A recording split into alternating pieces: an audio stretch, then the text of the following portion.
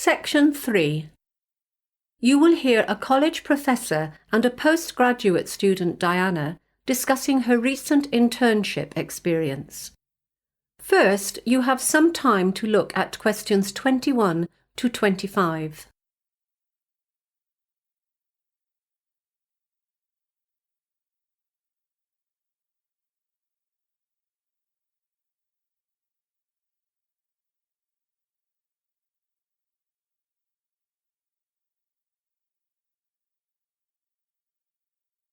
Now listen carefully and answer questions 21 to 25. Thanks for coming in today to discuss your internship experience.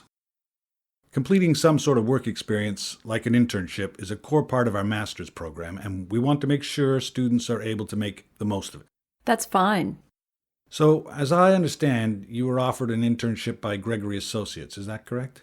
Actually, I got offers from a few companies, but Gregory Associates was the only one I seriously considered. Was there any reason for that?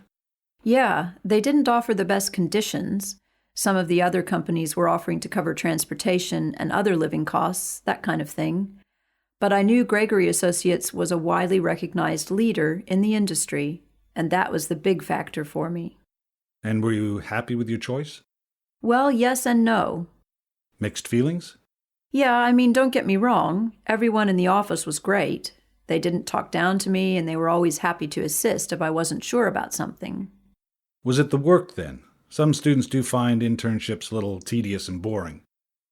It's not that it was boring. I was doing new things every day, and I loved that. They really kept me on my toes. It's just that I'm studying economics, But most of the projects I was assigned to involved more administrative stuff. It just wasn't relevant to what I've been studying. I'm sorry to hear that. I'll make a note of it. Let's talk about the good things. What did you particularly enjoy about the experience? Well, as an intern, the managers do tend to keep you at arm's length. They just don't trust you enough to let you take on a lot of responsibility for the big projects. That's understandable. Yes, but in a way, I liked that, because I got to stand back and watch and get a real sense of how a company like that runs on a day-to-day basis. And that was the highlight for me. Well, that's great to hear. How did you find managing the internship alongside your study commitments? Well, because my internship was over the summer break, that wasn't an issue for me at all. Okay. What would you say was the biggest struggle then? In the beginning, I might have said the hours. Those 6 a.m. starts were tough. But I quickly got used to that. In retrospect, the biggest difficulty was getting by on such a tight budget. As I wasn't earning anything, the whole experience really drained my savings account. Yeah, that can be tough. And my last question, what was the outcome of this internship for you? Some of our students are lucky enough to get offers of employment before finishing. At first, I was hoping I would be one of them. In the end, I wasn't, but I'm happy about that now. Why is that? Well, over the course of the internship, I ended up reconsidering whether this industry is really for me after all. I'm going to finish my degree, because I'm only a semester away from graduation now, but then after that, I've decided to pursue a different line of work. Well, I do hope you're successful with that. Before you hear the rest of the conversation, you have some time to look at questions 26 to 30.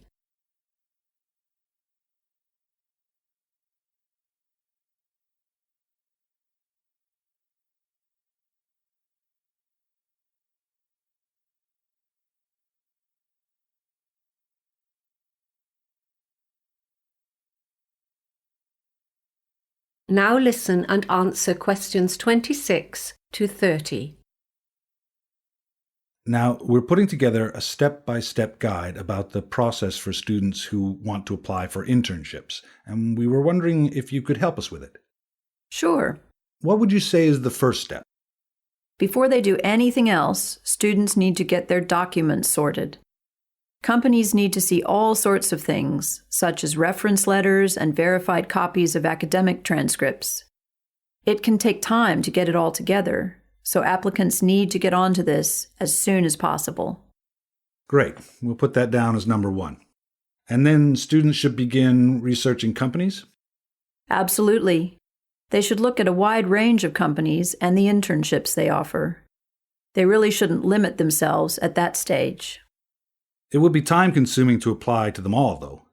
Yeah, so I think they need to weed out those positions they are not qualified for, or that don't meet their own needs and interests, and then put together a short list consisting only of those positions that are a good match.